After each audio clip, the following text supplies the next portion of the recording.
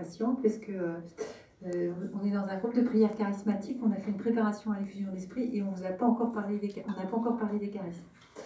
Donc c'est quand même... et personne n'a rien réclamé. Voilà. Donc on va se confier à Marie, qui est quand même l'épouse, comme l'a dit très justement, du Saint-Esprit, et on va pouvoir parler de l'exercice des charismes. Je vous salue Marie, pleine de grâce, le Seigneur est avec vous. Vous êtes bénie entre toutes les femmes, et Jésus, le fruit de vos entrailles, est béni. Sainte Marie, Mère de Dieu, priez pour nous pauvres pécheurs, maintenant et à l'heure de notre mort. Amen. Alors, parmi les fruits de l'expulsion de l'esprit dont certains d'entre vous ont pu manifester ou témoigner, soit cette année, soit par le passé, il y en a plusieurs. Hein, il y en a un certain nombre qui est effectivement l'éclatante présence des dons de l'Esprit Saint, la joie que le Seigneur nous donne, l'amour de l'Église, le goût de la parole de Dieu, le goût de la prière aussi. Donc ça, c'est des cadeaux qui nous sont donnés au moment de l'effusion de l'Esprit. Et il y en a un autre qui peut sembler un peu étonnant, qui est l'exercice des charismes. Et donc, c'est assez important, et moi j'aime bien le dire, parce que, alors, pour tout vous avouer, avec Dominique et Christophe, qui n'est pas là ce soir, mais qui vous embrasse, on fait tous les ans 3 topos d'1h30 à Paray-le-Monial pendant une des sessions sur les charismes. Donc on a assez rodé, hein, donc voilà. Alors je ne vais pas vous faire les 3 fois 1h30 ce soir, parce que sinon on est mal parti. Et donc on va essayer de rassembler les choses. Mais effectivement, moi j'aime bien dire une chose importante, c'est qu'il faut désirer les charismes. Alors pourquoi faut-il désirer les charismes? Parce que les charismes sont et ça nous amène directement à la définition, qui est, la définition est alors j'ai plus la référence, mais c'est 1 Corinthiens 12, chapitre 12 ou 13. Enfin, vous allez retenir la phrase. À chacun est donnée la manifestation de l'esprit en vue du bien commun. Vous voyez, ça, par contre, le verset, je le connais, je sais par cœur. Alors, parce que c'est vraiment exactement ce que nous dit, ça nous donne la définition des charismes. Donc, c'est Saint Paul, hein, dans la première lettre aux Corinthiens. Et alors, chacune de ces expressions est importante. Donc il y a à chacun.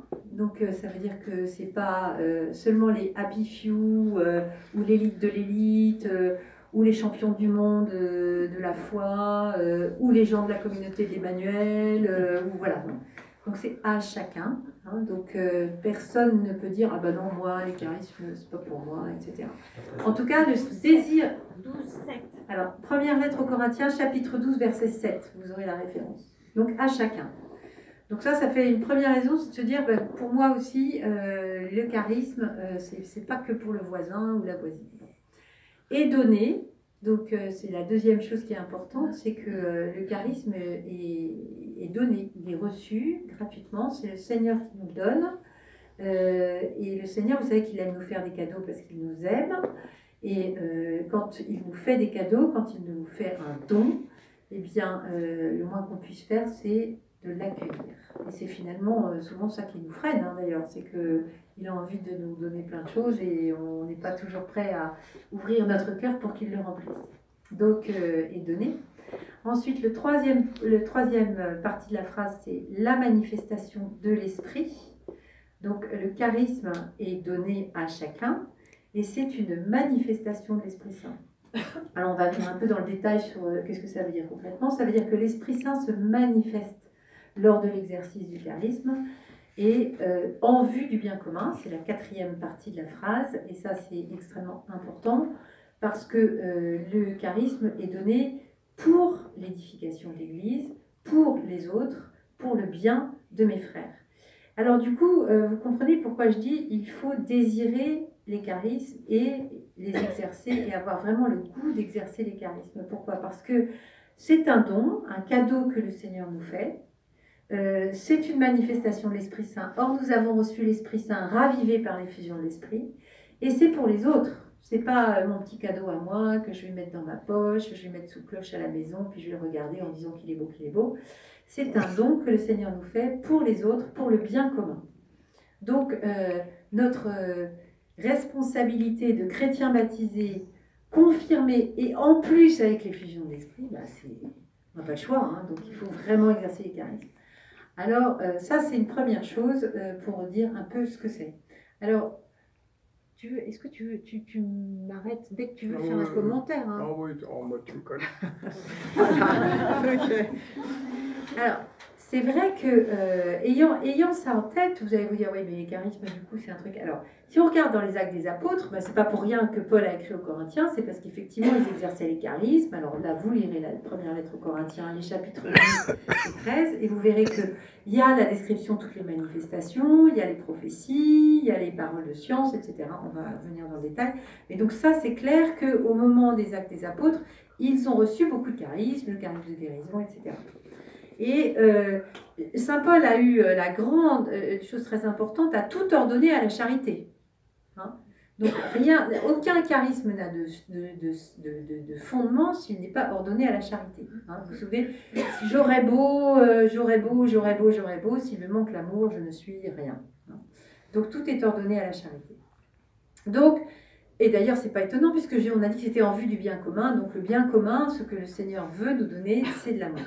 Donc, c'est bien sûr ordonné à la charité. Donc, après, au-delà des actes des apôtres, effectivement, les charismes ont toujours existé. Il se trouve que le renouveau charismatique, alors ici, il y a beaucoup de gens très jeunes qui ne se souviennent pas, mais il y a 40 ans, moi, j'étais pas très grande, mais je me souviens quand même de ma maman qui m'a dit, il se passe un truc incroyable dans l'Église catholique. Il y a le renouveau charismatique. Alors, maman, elle était quand même d'une génération, elle était née en 1930, donc elle avait à l'époque plus de 40 ans, mais elle avait vu que c'était un vent qui soufflait dans l'église. Alors au début, on les a pris pour des marioles, hein, mais assez vite, on a vu que les gens qui étaient justement animés par ce souffle de l'esprit, ils étaient un peu excités, mais qu'ils étaient profondément attachés à l'église. Et le renouveau charismatique est profondément attaché à l'église.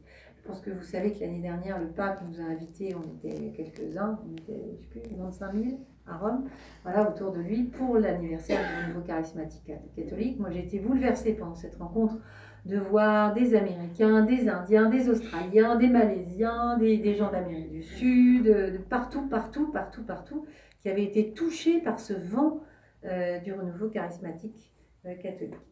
Alors, donc, qu'est-ce que c'est? Pourquoi ça s'est appelé renouveau charismatique? Parce que d'un seul coup, les gens ont redécouvert que c'était possible de laisser l'Esprit Saint passer. Alors, ça ne s'était pas arrêté pendant 2000 ans. Il y avait eu les saints, les prophètes, et puis il y avait eu plus récemment les protestants, hein, qui avaient démarré au début du XXe siècle avec le pentecôtisme. Et puis il y avait eu chez les papes et chez un certain nombre de saints, je vais vous passer les détails historiques, déjà des annonces prophétiques de ce renouveau charismatique. Marthe Robin a parlé de la nouvelle Pentecôte d'amour. Voilà, donc c'est annoncé et effectivement, de plus en plus, ça s'est répandu. Alors on peut se dire, ah ben, c'était un truc des années 70, c'était après mai 68, les gens avaient les cheveux longs et tout, ils exerçaient les charismes et tout. Ben, en fait, c'est pas vrai. Alors, je vais vous donner un témoignage personnel. Nous, on est rentrés dans la communauté, pas du tout à cette époque-là, nous on est des bébés, hein, donc vraiment des tout petits, et avec Christophe, et un jour on nous a demandé de témoigner. Donc on est allé voir des frères de communauté à Saint-Nazaire, puis ils nous avaient demandé de témoigner les fusions d'esprit, les fruits des fusions d'esprit et tout. Donc on a raconté ce qui nous arrivait, hein, c'était il y a même pas 10 ans. Et là, il y avait des gens de la communauté qui avaient les yeux comme ça, parce qu'ils disaient « Ah mais alors, mais c'est exactement comme au début de la communauté !» Donc, c'est pas ce qui s'est passé en 1974 pour Pierre Goursat et Martine Cata qui ont fondé la communauté, 72 qui ont fondé la communauté d'Emmanuel, et bien ça se passe encore aujourd'hui. Bon, c'est une bonne nouvelle parce qu'on se dirait zut, on n'était pas là à l'époque, mais non, c'est encore vrai. Donc, on n'a pas loupé quelque chose. On n'a rien loupé, voilà. Donc on peut avoir une vraie fusion de l'esprit aujourd'hui et exercer vraiment les charismes. Et ce n'est pas des demi-charismes, parce que les vrais charismes, c'était il y a 40 ans, voilà, c'est vraiment des charismes. Alors, maintenant, qu'est-ce que ça veut dire exercer les charismes? Exercer les charismes, c'est fondamentalement, c'est se mettre à la disposition de l'Esprit Saint. Donc, c'était beau parce que c'est le texte qu'on a reçu ce soir. Moi, il y a deux choses qui m'ont frappée. La première, c'est que Pierre se jette à l'eau. Et exercer les charismes, c'est un peu se jeter à l'eau. C'est-à-dire qu'effectivement, on peut être ridicule, on peut se tromper, etc. Voilà. Donc on se jette à l'eau dans la foi. Hein. Alors ça, c'est la première chose. Et puis dans la deuxième, il a été dit que le Seigneur s'exprime dans celui qui est faible. Je ne sais plus quelle était exactement la parole, mais c'était pas je mets ma puissance dans vos faiblesses, etc. Et effectivement, pour exercer le charisme, il faut avoir conscience qu'on n'est rien. Une fois, j'avais dit, si on se regarde en train d'exercer le charisme, ça s'arrête instantanément.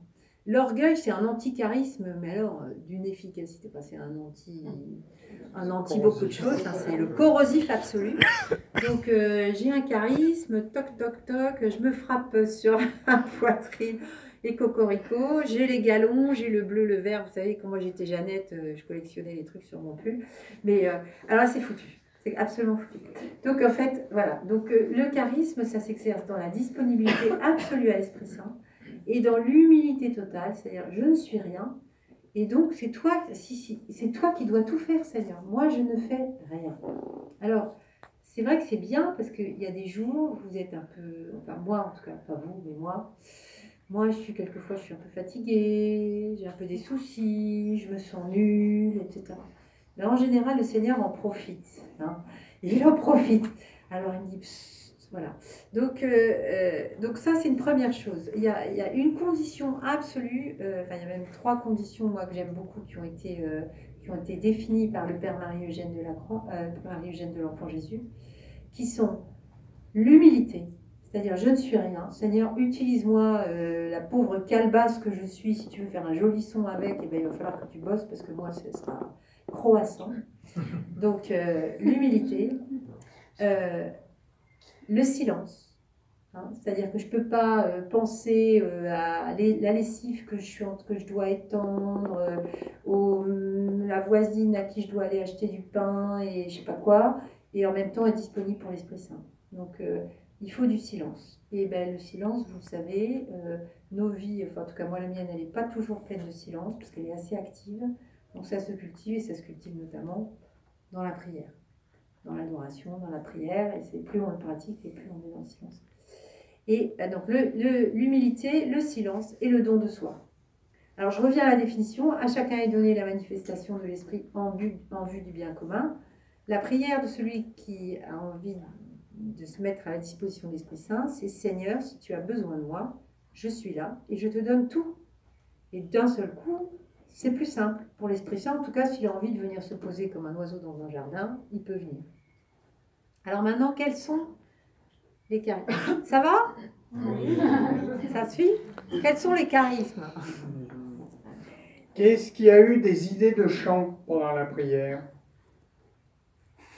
Ah, il y a quelqu'un là-bas. Bon. Et tu as chanté ce que tu avais dans le cœur ou pas? Non? Non, on a chanté autre chose. Voilà. Et tu peux te mettre plus près pour le proposer, tu vois? Hein? Parce que, en fait, c'est les charismes, c'est qu'est-ce qui vous vient comme inspiration pendant qu'on prie. Ce qui vous vient quelque chose, ça peut être un chant, hein, en général, ça commence comme ça. Puis après, quelquefois, on ouvre sa Bible et on se dit, tiens, c'est marrant, ça a l'air de coller avec le sens de la prière, ça va dans le sens de ce qui est dit. Donc, effectivement, il vaut mieux avoir une Bible, parce que sinon, c'est un peu difficile. Quelquefois, le Seigneur vous dira, psaume 50, psaume 30, je ne sais pas, enfin bon, vous allez voir ce qu'il y a dans ce psaume, et vous voyez si ça correspond à la prière. Alors, on se rapproche de quelqu'un qui a ce charisme-là. Hein, en général, c'est aussi un charisme que le Seigneur donne au début. Et donc, on se fait confirmer par un ancien, en quelque sorte. Hein, voilà.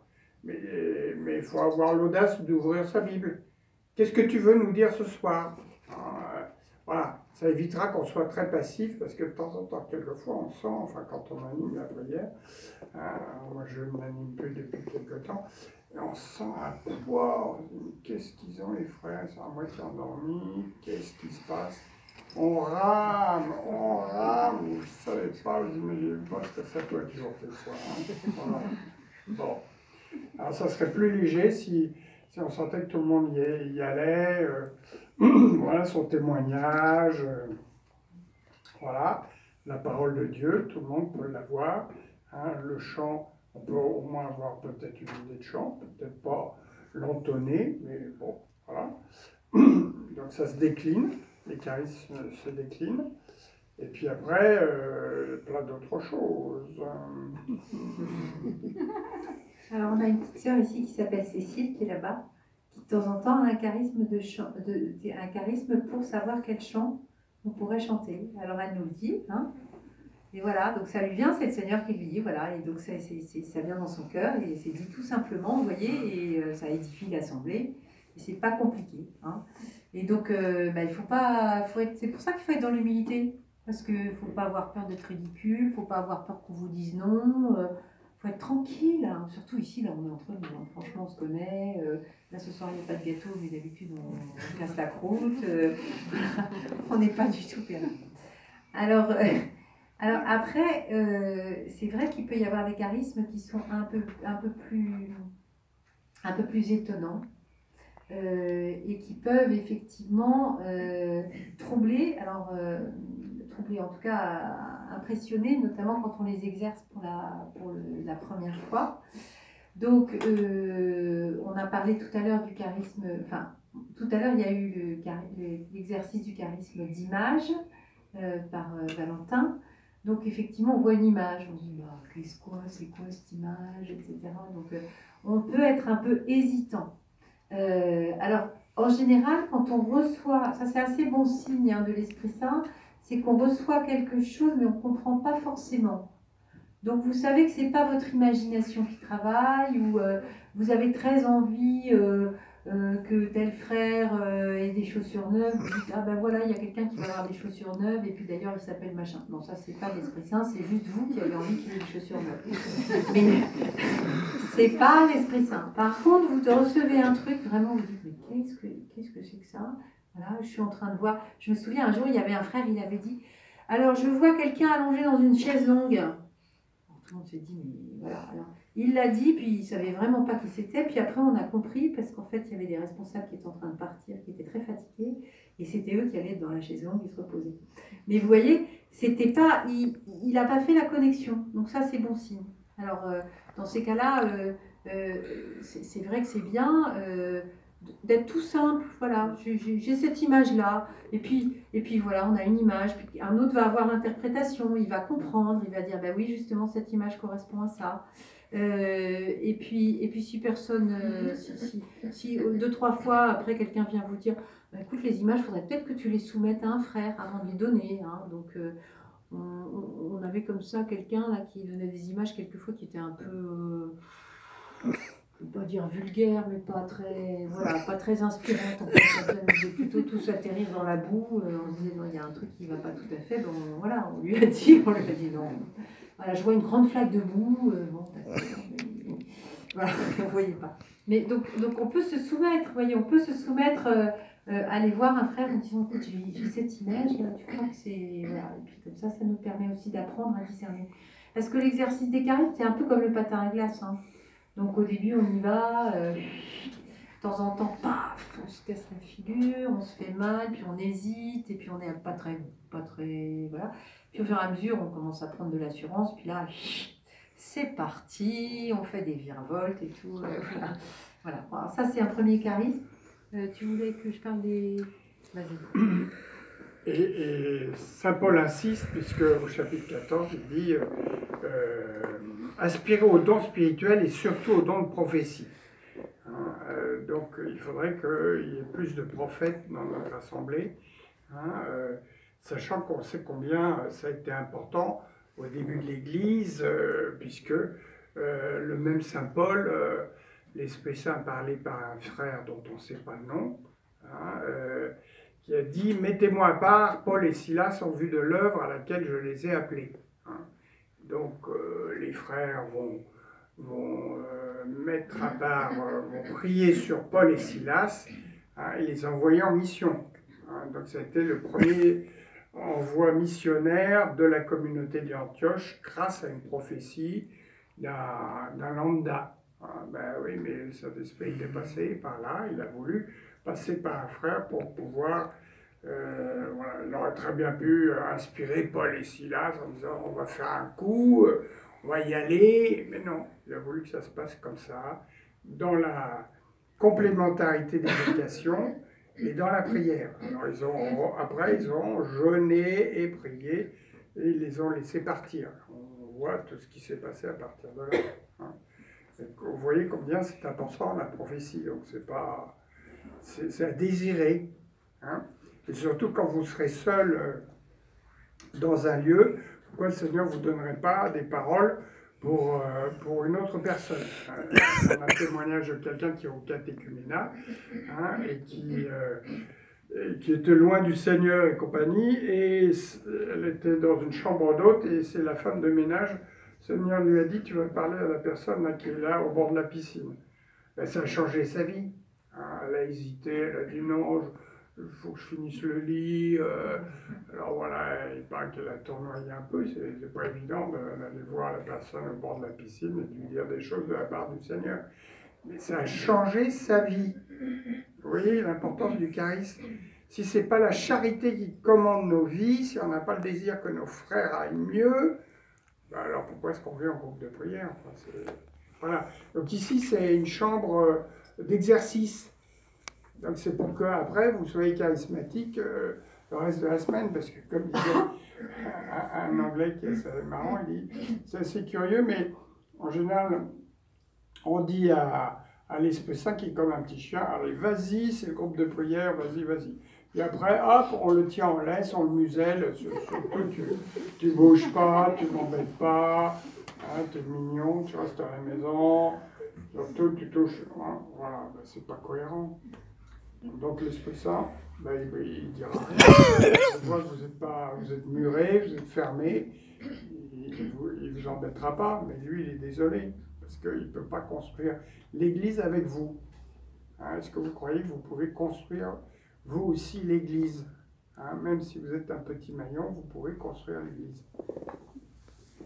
Alors, saint François d'Assise disait que son but était de ne rater aucune motion de l'Esprit Saint.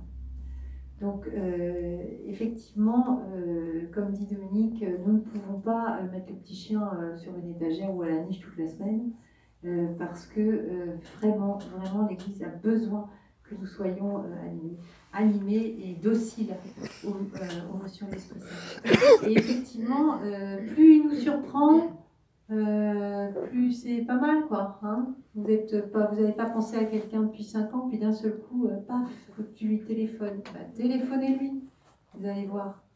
Moi, il m'est arrivé une chose assez récemment. Je dormais, c'était la nuit. J'ai été réveillée en sursaut pour prier pour une de mes amies qui était malade. Et donc, je me suis réveillée, j'ai prié pour elle toute la nuit. Je ne me suis pas endormie, tout le temps, etc. Et je priais et j'invoquais le Seigneur. Et le lendemain, je me suis dit, mais bon sang, quoi. Enfin, pourquoi? Alors, j'ai fini par lui envoyer un petit mot en lui disant, dans la nuit, dans telle nuit, de tel jour à tel jour, j'ai été réveillée par le Seigneur pour prier pour toi. Tu me diras si, voilà, quand même, on a besoin, parce que oui, c'est ça aussi qu'il faut savoir, c'est que quand on exerce les charismes, on a besoin d'être confirmé. On est faiblement humain, on peut avoir des doutes, on peut se dire, mais est-ce que c'est pas moi qui ai mon imagination, etc. Donc, je lui ai dit, voilà, bah, tu me confirmeras. Elle a mis un petit moment, et en fait, cette nuit-là, elle a été entre la vie et la mort. Et elle m'a dit, sans ta prière, je pense que je ne serai plus là. Et mais vraiment, je ne le savais absolument pas. Hein. C'était, voilà. Et vous voyez, donc, alors c'est dans la foi, c'est-à-dire j'ai prié pour elle, après je lui ai demandé, pas harceler non plus, quoi, je l'ai laissée tranquille, etc. Et effectivement, c'est une nuit où ça a été particulièrement crucial. Voilà. Alors on peut peut-être dire un mot aussi de la prophétie, peut-être quand même expliquer comment ça vient. Parce que ce qu'a dit Dominique est très important. Il vous a dit pendant la prière, est-ce qu'il y a des choses qui viennent? Vous voyez, parce qu'au début c'est ténu. C'est-à-dire que, voilà, comment je pourrais expliquer? Peut-être qu'il y en a qui veulent témoigner, là, ceux qui ont des charismes de prophétie, voilà, ici. Mais comme j'ai dit, c'était à chacun, hein, c'est pas spécial. Voilà, c'est une idée ténue, c'est-à-dire que voilà, le Seigneur a quelque chose à dire à quelqu'un. Puis alors voilà, il a quelque chose à dire, il est en train de me dire que voilà, il veut faire ceci, dire cela, etc., etc. Et en fait, ça vient un peu comme une distraction pendant qu'on prie. Donc, il faut être en paix par rapport à ça. C'est-à-dire que si le Seigneur veut me donner quelque chose, ben Seigneur, je suis disponible. Si le Seigneur donne rien, c'est pas grave, je prie pour mes frères, je prie pour tous ceux qui sont là et je me réjouis d'être en présence du Seigneur. Et donc petit à petit, ben, ce qui est au début ténu va se renforcer et ça va finir par prendre comment dirais-je, une expression qui est assez précise. Hein. C'est-à-dire que voilà, d'un seul coup, eh bien, voilà, le Seigneur dit, je veux dire ça. Et à ce moment-là, effectivement, il y a un pas dans la foi à faire qui n'est pas forcément très facile. Et c'est là que c'est vraiment important d'être à plusieurs. Donc peut-être que certains d'entre vous ont vu que quand quelqu'un prend la parole, quelquefois, il y a des frères qui mettent la main sur leur épaule. C'est pas juste parce que c'est leur pote, hein. Voilà, c'est pour prier pour lui en disant Seigneur, aide-le, voilà, garde-le dans la foi, dans la paix et dans la disponibilité à ton Esprit Saint. Et donc voilà, j'insiste sur cette image, moi, de patinage, ça me parle bien.